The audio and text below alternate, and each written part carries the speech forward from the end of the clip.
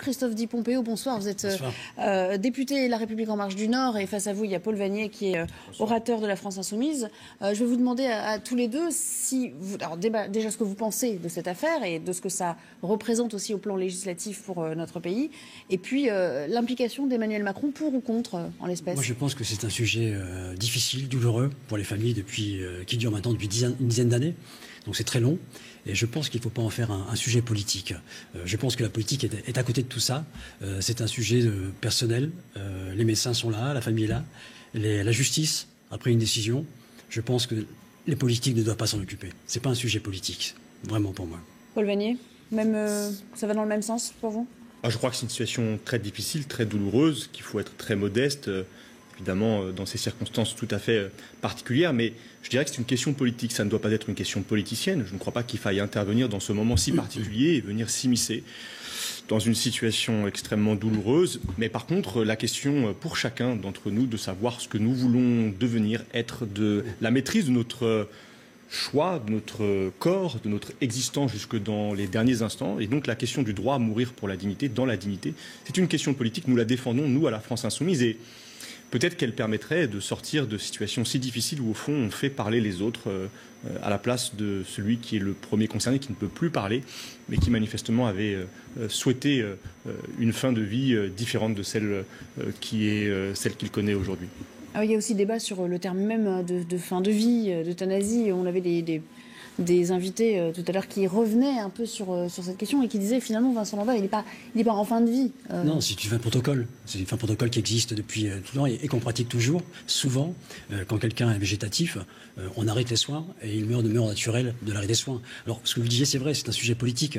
C'est un sujet politique dans le sens où on doit s'intéresser, nous, législateurs, nous, politiques, au sujet de la fin de vie, qui est un sujet qu'on n'a jamais tranché depuis très longtemps. Mais d'un point de vue sociétal, quoi. Pardon ? D'un point de vue plus sociétal et pas oui, politique. Sociétal. Mais dans ce cas-là, c'est pas un sujet politique au sens même. Le problème sociétal est un sujet politique, pas celui-là, à mon avis.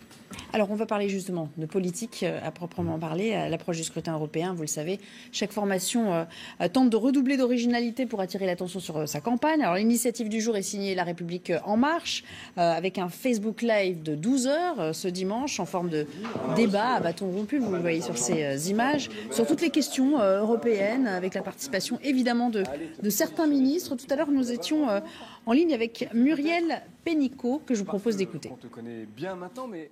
C'est un peu une évidence qu'on ne peut pas arrêter les particules fines, les pesticides à une frontière. Si on veut vraiment réussir la transformation écologique, ce qu'on veut faire, eh bien, il faut le faire au niveau européen. Et il faut le faire avec un équilibre économique et un accompagnement social, d'où notre feuille de route sociale aussi. Et je crois que ça, c'est un peu la force de Renaissance. C'est d'abord les alliances qui sont en train de se constituer, mais c'est aussi qu'on a une vision pour notre avenir à tous. Et je crois qu'aujourd'hui, le plus important, c'est pour chaque citoyen de se dire, mais pour moi, pour mes enfants, pour mes petits-enfants, l'Europe, ça compte. Paul Vannier, c'est plutôt bien joué comme...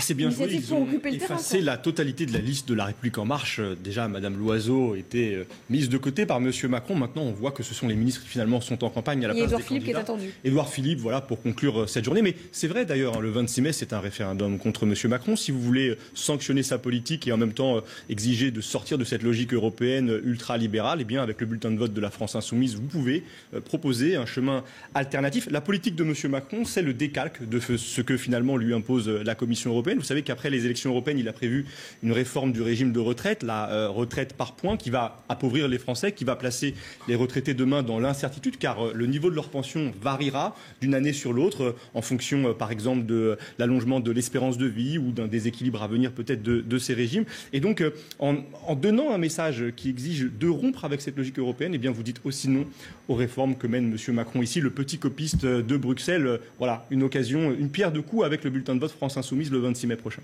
Christophe Di Pompeo, j'imagine. C'est un raccourci, Vous allez devoir, un raccourci un peu délicieux, je trouve. Sur la réponse du Facebook Live, moi je trouve que c'est une bonne idée. C'est une belle idée. 12 heures de direct sur Facebook avec Édouard Philippe, on le précise, est en train de avec Édouard Philippe, avec des ministres, avec des militants, avec des députés. Moi je trouve que c'est une belle façon d'expliquer l'Europe et de répondre aux questions de nos concitoyens qui s'interrogent sur le sujet. Alors après, on peut extrapoler, mais l'idée est belle. Je trouve que c'est une belle idée, c'est une idée populaire. En fait. Sur l'omniprésence quand même d'Emmanuel Macron sur le terrain, on l'a vu encore vendredi à Biarritz pour préparer le G7 du mois d'août, mais il en a profité pour faire campagne sur cette fameuse affiche qui a beaucoup fait parler. C'est un camouflet pour Nathalie Loiseau à vos moi, yeux ? Je trouve ça tout à fait normal que le président de la République, l'Europe, c'est quand même une des compétences premières du président de la République, que le président de la République s'engage sur le dossier. Sur cette campagne, surtout quand on sait son engagement qui était le sien dès le départ, dès qu'il a été élu, quand on connaît le discours de la Sorbonne, on sait que vraiment c'est un engagement. Et moi, je trouve qu'il a raison d'y aller. Demain, c'est lui qui sera au Conseil de l'Europe avec un Parlement européen, donc je trouve qu'il doit y aller. Un dernier mot, Paul Vannier, sur justement Emmanuel Macron qui vient sauver le soldat Loiseau. Je ne sais pas s'il arrivera à la sauver, nous verrons le 26 mai, mais on va en parler c'est un bon résumé. Ce retour de M. Macron de ce qu'est le macronisme, c'est un césarisme, un homme seul qui s'adresse au pays, un homme qui pratique une politique autoritaire. Je crois que, voilà, encore une fois, un bon argument pour ceux qui veulent adresser un message. Et puis, c'est triste de voir finalement cette femme, cette tête de liste. Il y en a si peu des têtes de liste femmes. Il y a la nôtre, Manon Aubry, et il y avait Nathalie Loiseau, de l'avoir ainsi mise à l'ombre. Alors, à moins d'une semaine du scrutin maintenant, à une semaine du scrutin, La République En Marche et le Rassemblement National, vous le savez, sont au coude à coude dans les sondages. Vendredi, notre sondage, notre Eurorolling, vous le voyez, plaçait en tête la liste menée par Jordan Bardella, avec 1,5 point d'avance sur celle de Nathalie Loiseau. C'est un duel qui est alimenté par les deux camps. Marine Le Pen, d'ailleurs, a voulu répondre hier aux critiques qu'Emmanuel Macron avait faites vendredi en marge du fameux déplacement de Biarritz. Le résumé est signé Guillemette Allard. Contre-attaque pour Marine Le Pen. Critiquée par le chef de l'État vendredi sur le bilan du Rassemblement national au Parlement européen, elle a riposté hier en attaquant l'attitude d'Emmanuel Macron. J'avais déjà eu l'occasion de dire que Emmanuel Macron semblait être frappé par le syndrome de l'enfant roi. Une sorte de conviction de surpuissance, une intolérance à la frustration et un désir absolu de ne respecter aucune limite et aucune règle. Une nouvelle passe d'armes dans ce duel alimenté par les deux camps. Depuis des mois, Emmanuel Macron tente de résumer le scrutin du 26 mai à un affrontement entre progressistes et nationalistes. Même vision binaire chez Marine Le Pen, qui préfère parler de nationalistes contre les mondialistes et se place en première opposante à Emmanuel Macron, malgré les 32 autres listes qui s'affronteront dimanche prochain. Résultat, difficile pour les petits partis de se faire une place dans cette campagne éclair. La République En Marche et le Rassemblement National sont au coude à coude, plus de 10 points devant les Républicains, la France Insoumise ou encore Europe Écologie Les Verts. Certaines listes, comme celle du PS et de Place Publique, du PCF ou encore de Debout la France, risquent même de ne pas dépasser les 5% et donc de ne pas envoyer de députés européens à Strasbourg. Paul Vannier, faites-vous partie de ceux qui estiment qu'on vous a un peu privé d'une campagne en bonne et due forme ? Mais pour deux raisons. D'abord, ça n'est pas un duel, c'est un duo. Ils sont d'accord sur l'essentiel. La République En Marche et le Rassemblement National, ils ont la même vision économique. Ils ne veulent pas, par exemple, augmenter le SMIC. Ils ont la même vision des institutions. Ils sont favorables à la 5e République. Nous disons, nous, qu'il faut passer à une 6e République. Ils sont favorables, les deux, aux traités européens tels qu'ils sont aujourd'hui. Le Rassemblement National a, de ce point de vue, évolué. Et puis, il a ainsi rejoint le camp, finalement, des pro-européens. Madame Le Pen pense qu'on peut changer l'Europe grâce à son allié italien, Monsieur Salvini. Nous disons qu'il faut sortir des traités européens. Et puis, deuxième élément, c'est une élection à un tour. Il n'y a pas de duel parce qu'il n'y a pas de deuxième tour. Il ne s'agit pas de désigner un premier lors de cette élection européenne. Il s'agit de soutenir une vision de l'Europe, un rapport aux institutions européennes. Pour nous, c'est un rapport de rupture. Et j'invite tous ceux qui nous regardent à voter pour la France Insoumise, les électeurs de Jean-Luc Mélenchon, les 7 millions qui ont porté leur suffrage en 2017, à ne pas s'abstenir. Ce serait laisser le champ libre finalement aux deux faces de cette même pièce, à ceux qui veulent confisquer cette élection européenne aux Français. Je les invite à nous donner de la force à envoyer un maximum de députés insoumis au Parlement européen. Que répondez-vous à ceux qui vous disent que le jeu a été faussé dès le début ? Moi, je croyais que le duo, c'était plutôt la France Insoumise avec le RN, avec le Rassemblement National. Pouvez-vous donner un argument, monsieur, un argument de fond ? Les deux souverainistes de chaque côté, avec des différences tellement ténues que certains de nos élus passent d'un camp à l'autre. Sur quel point ? D'un camp à l'autre. Quelle est la différence ténue dont vous parlez ? Le duo, il est là. Les duos des souverainistes. Marine Le Pen a quand même moins invoqué Jean-Luc Mélenchon qu'Emmanuel Macron dans cette campagne. Parce qu'aujourd'hui, l'ennemi des souverainistes, que ce soit le Rassemblement National ou la France Insoumise, c'est Emmanuel Macron. Pouvez-vous donner un exemple, s'il vous plaît, de votre propos ? Sociale, ouverte et qui protège. Vous dites qu'il n'y a pas de différence. Pouvez-vous illustrer votre propos, s'il vous plaît ?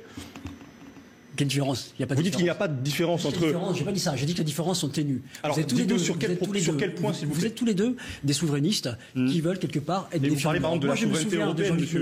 Moi, je me souviens de Jean-Luc Mélenchon rentrant à l'Assemblée nationale et qui voulait faire enlever le drapeau européen de l'Assemblée nationale. Un rejet de ce drapeau.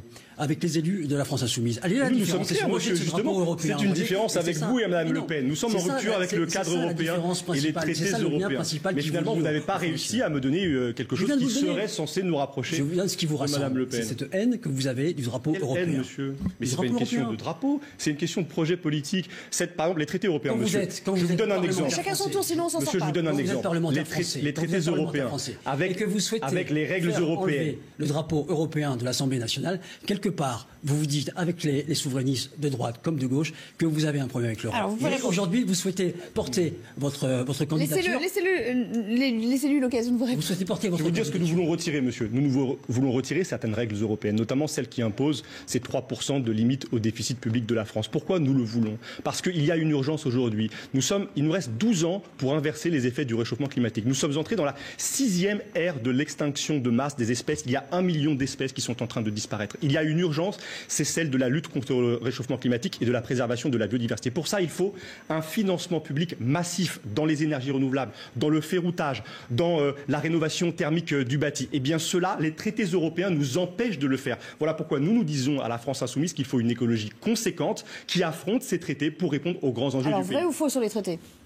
On est tenu par les traités pour procéder à ces changements de fond? Bien sûr, on est tenu par les traités. Non, mais pour l'écologie.